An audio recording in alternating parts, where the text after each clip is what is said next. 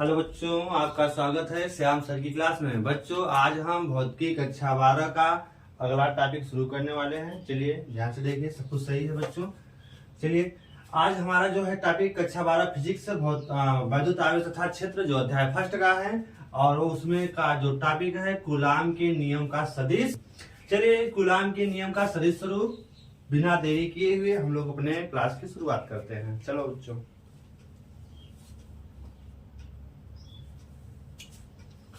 देखिए बच्चों, कूलाम के नियम का सदिश स्वरूप। आखिर कूलाम के नियम के सदिश स्वरूप का क्या महत्व है, क्यों आखिर हम लोग कूलाम के नियम का सदिश स्वरूप पढ़ते हैं, तो इसको आप लोग ध्यान से सुनेंगे। देखिए, कूलाम के नियम के जो सदिश स्वरूप का महत्व है, मतलब अगर दो बल थे, कूलाम ने बताया था कि दो स्थिर बिंदु आवेशों के बीच वैद्युत बल कार्यरत होता है। तो जब दो स्थिर बिंदु आवेश अगर हैं, तो अगर उनके वो स्थिर आवेश हैं, दो बिंदु स्थिर बिंदु आवेश हैं, तो उनके बीच लगने वाला जो वैद्युत बल होगा, तो पहला आवेश दूसरे पर भी लगाएगा और दूसरा भी क्या लगाएगा, पहले पर लगाएगा। तो पहले के कारण दूसरे पर बल कितना लगेगा और दूसरे के कारण पहले पर बल कितना लगेगा, इसका मान कैसे हम लोग निकालेंगे इसके द्वारा। तो इसके लिए हम लोग क्या पढ़ते हैं, कूलाम के नियम का सदिश स्वरूप पढ़ना पड़ता है। तो पहले आवेश के कारण दूसरे पर कितना बल लगेगा, उसका परिमाण कैसे निकालेंगे, और दूसरे के द्वारा पहले पे बल कितना लगेगा, उसका परिमाण कैसे निकाला जाएगा, उसकी दिशा क्या होगी, यह ज्ञात करने के लिए कूलाम के नियम का सदिश स्वरूप प्रयोग किया जाता है। तो हम लोग कूलाम के नियम का सदिश स्वरूप पढ़ना शुरू करते हैं। देखिए, इसमें मान लिया आपके दो आवेश हैं। एक आवेश मान लिया यह है आपका Q1 है, दूसरा आवेश है Q2। दूसरा आवेश क्या है, Q2 है। अब ये दोनों कहाँ स्थित हैं, इनको व्यक्त करने के लिए हम मान लेते हैं एक बिंदु O है, जहां से Q1 कितनी दूरी, Q1 को इंगित करने वाला सदिश है वेक्टर R1, अर्थात O से वेक्टर R1 दूरी पर Q1 स्थित है। और मान लेते हैं इस O से वेक्टर R2 दूरी पर आपका स्थित है Q2 सदिश स्थित है। अब यह है आपका मूल बिंदु। देखो, जैसे Q1 Q2 है आवेश, फिर से इसको चाहे एक बार आप देख लीजिएगा।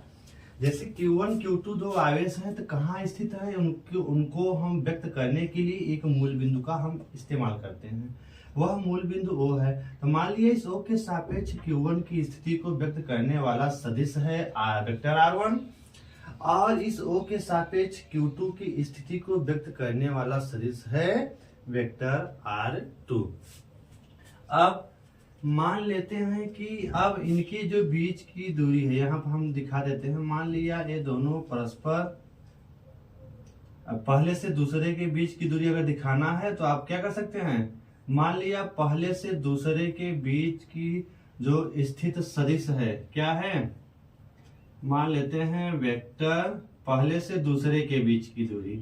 तो पहले से दूसरे के बीच को इंगित करने वाला सदिश वेक्टर R21 है, तथा दूसरे से पहले की ओर इंगित करने वाला सदिश क्या है, वेक्टर क्या हो जाएगा, दूसरे से पहले, तो 1 2 वेक्टर 1 2 हो जाएगा। अब फिर मान लेते हैं, मान लिया पहले आवेश के कारण दूसरे आवेश पर लगने वाला वैद्युत बल, पहले आवेश के कारण दूसरे आवेश पर लगने वाला वैद्युत बल मान लेते हैं वेक्टर F। पहले के कारण दूसरे पर लगने वाला वैद्युत बल क्या है, पहले के द्वारा दूसरे, देखो बच्चों यहाँ पहले के द्वारा दूसरे पर लगने वाला वैद्युत बल क्या है, वेक्टर F21।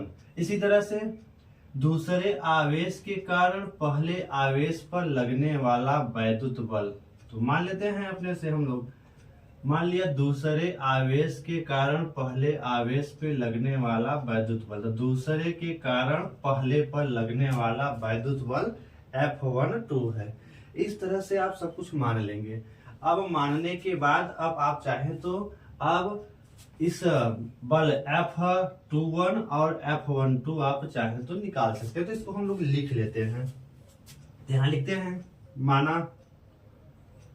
माना दो सदिश, माना दो आवेश कर लीजिए, माना दो आवेश Q1 व Q2, माना दो आवेश Q1 व Q2 मूल बिंदु O से यहाँ कर लीजिए बिंदु O से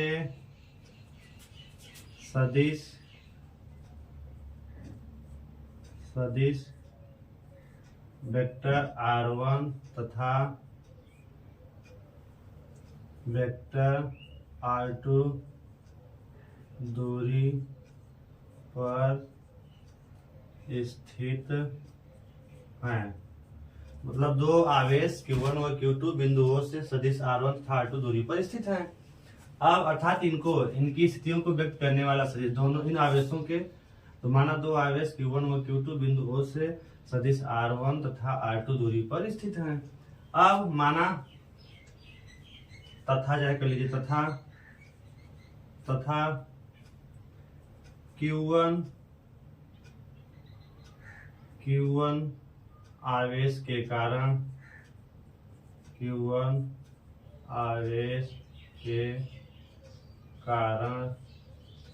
Q2 आवेश पर लगने वाला वैद्युत बल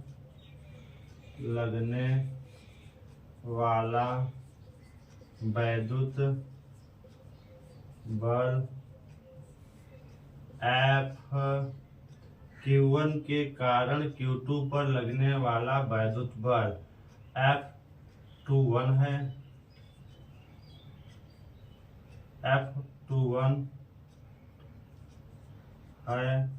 तथा Q2 आवेश के कारण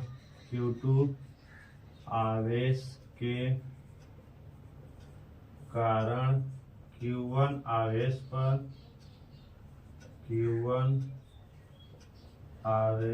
पर लगने वाला वैद्युत बल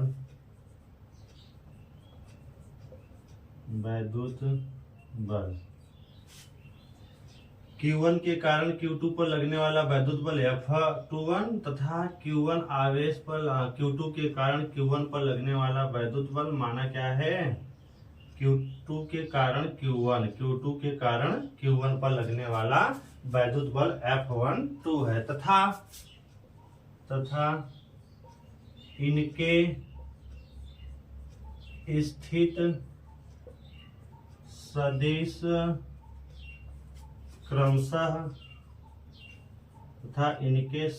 क्रमशः क्या है, वेक्टर R21 तथा वेक्टर R12 है। जहां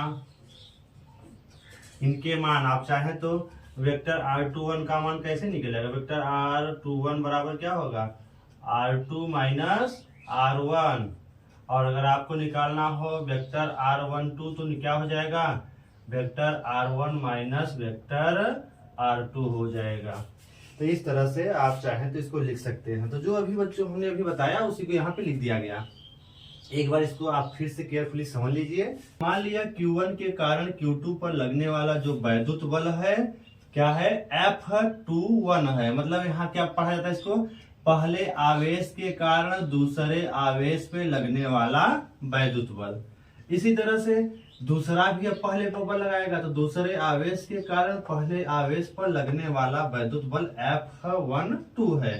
तो हमने दिखा दिया, इसको क्या पढ़ेंगे, दूसरे आवेश के कारण पहले आवेश पर लगने वाला वैद्युत बल क्या है, F12 है।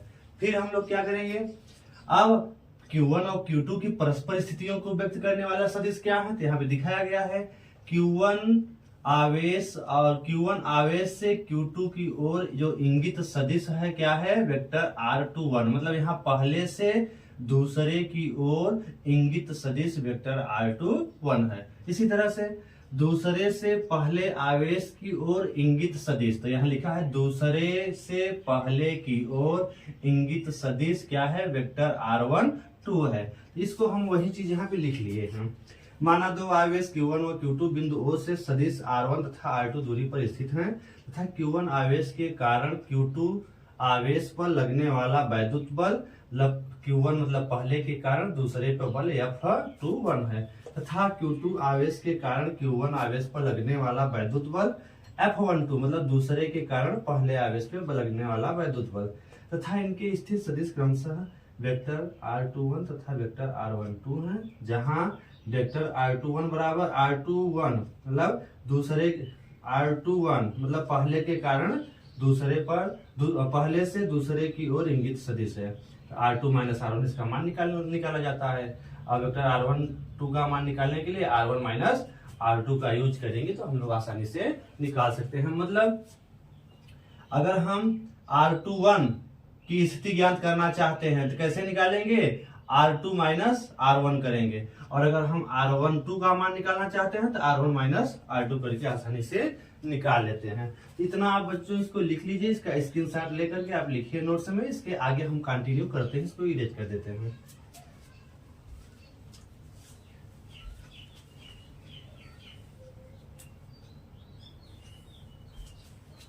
चलिए आप लोग इसको ले लीजिए, इसका स्क्रीनशॉट 1, 2 और 3 स्क्रीनशॉट ले लीजिए।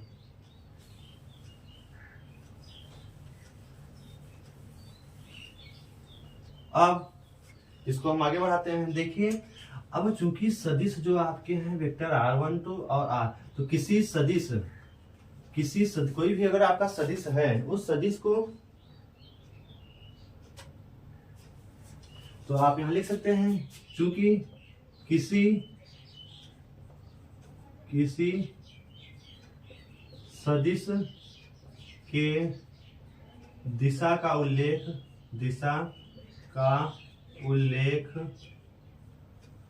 उसके एकांक सदिश से किया जा सकता है, उसके एकांक सदिश के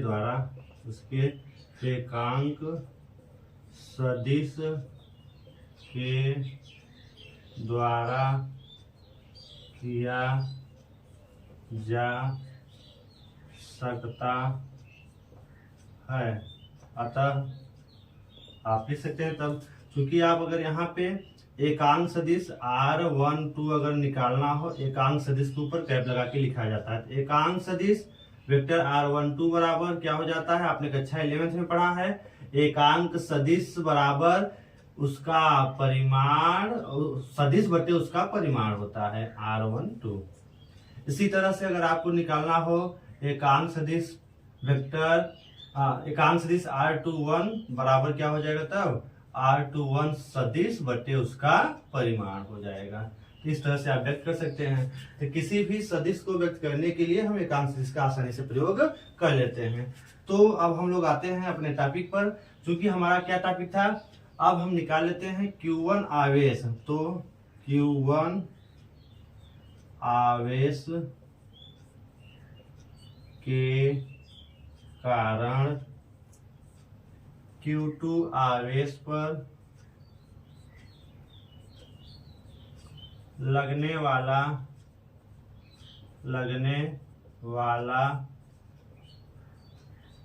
वैद्युत बल किसके नियम से निकलेगा, कूलाम के नियम से।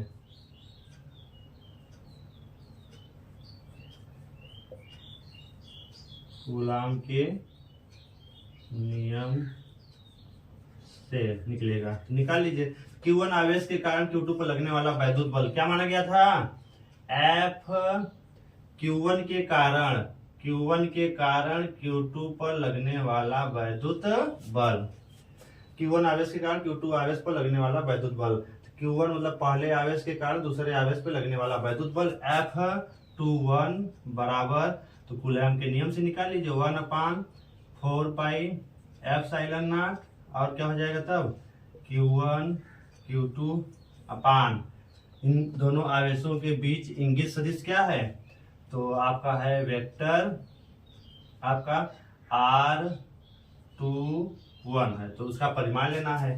तो R21, तो R21 का स्क्वायर हो जाएगा कूलाम के नियमानुसार 1/4πε0 Q1 Q2 अपान R स्क्वायर।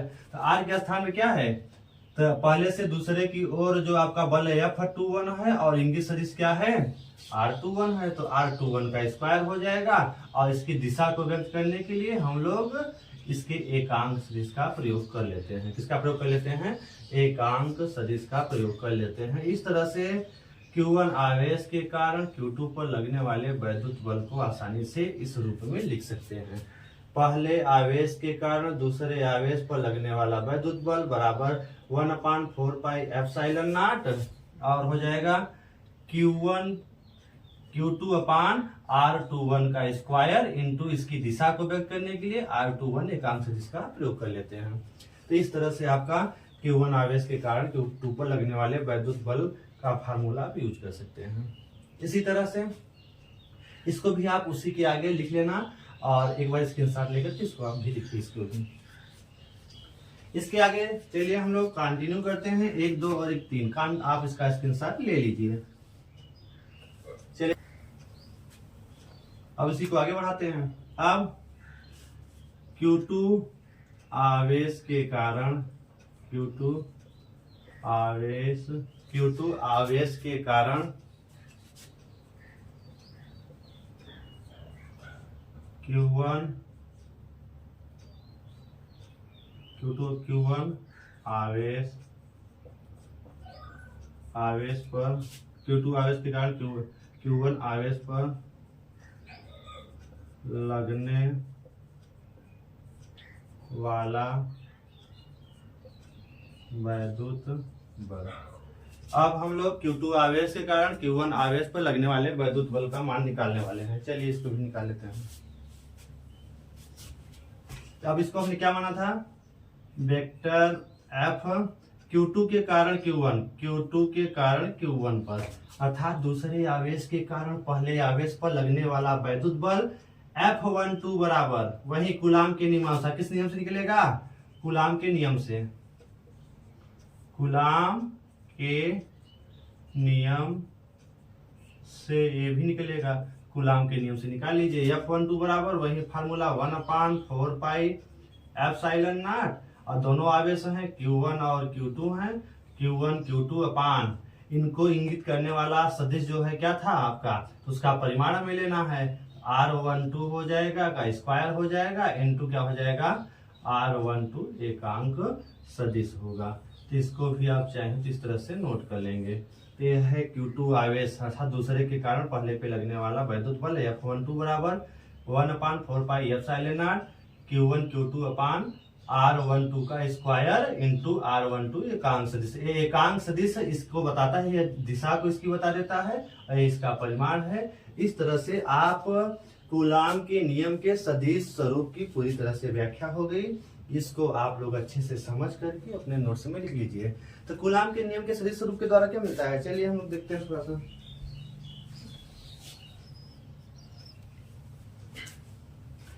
तो कूलाम के नियम के सदिश स्वरूप से बच्चों हमें दो आवेशों में पहले के कारण दूसरे पर, दूसरे के कारण पहले पर लगने वाले वैद्युत बल का फार्मूला आपको पता चल गया। पहले में जो आपको आया था, पहले वाले में F21 बराबर 1/4πε0 Q1 Q2 अपान R21 का स्क्वायर इंटू R21 एकांक सदिश, और उसी का जस्ट उल्टा दूसरे आवेश के कारण पहले आवेश पे लगने वाले वैद्युत बल का अगर मान निकालना है तो F12 बराबर 1/4πε0 Q1 Q2 अपान R12 का स्क्वायर इंटू R12 एकांक सदिश। आगे अगर इसको आप बढ़ाते हैं तो जितना पहला आवेश दूसरे पे लगाता है, दूसरा आवेश भी पहले आवेश पर उतना ही बल लगाता है, लेकिन दोनों की दिशाएं क्या होती हैं, विपरीत होती हैं। तो चाहे तो इसको आप लिख सकते हैं इसमें।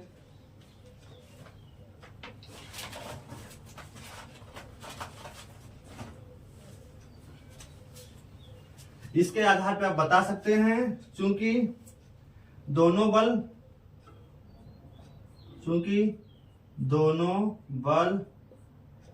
परिमाण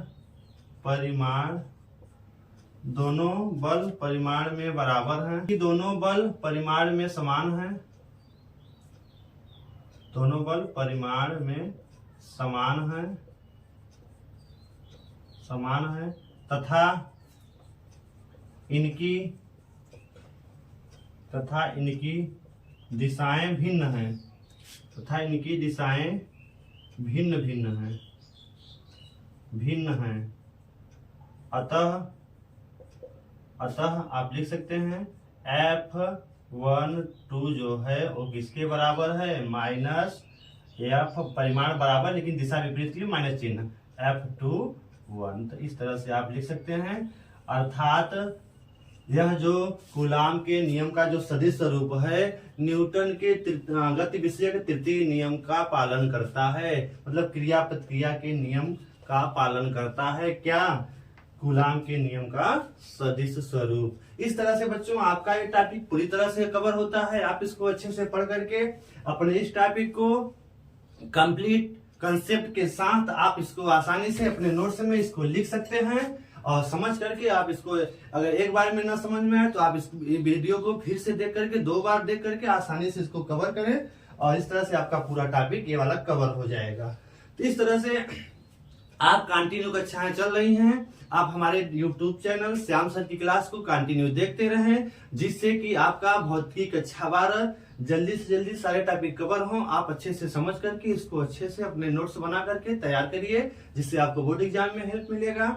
और अगर आपको ये हमारे टॉपिक अच्छे लग रहे हैं तो आप अपने दोस्तों के पास ज्यादा से ज्यादा शेयर करें, और अगर अच्छे लगे तो सब्सक्राइब, जो नए हैं वो चैनल को सब्सक्राइब करें और लाइक करें और शेयर करें। इस तरह से आप हमारे चैनल को कंटिन्यू आप देख करके अपना टॉपिक कवर करें।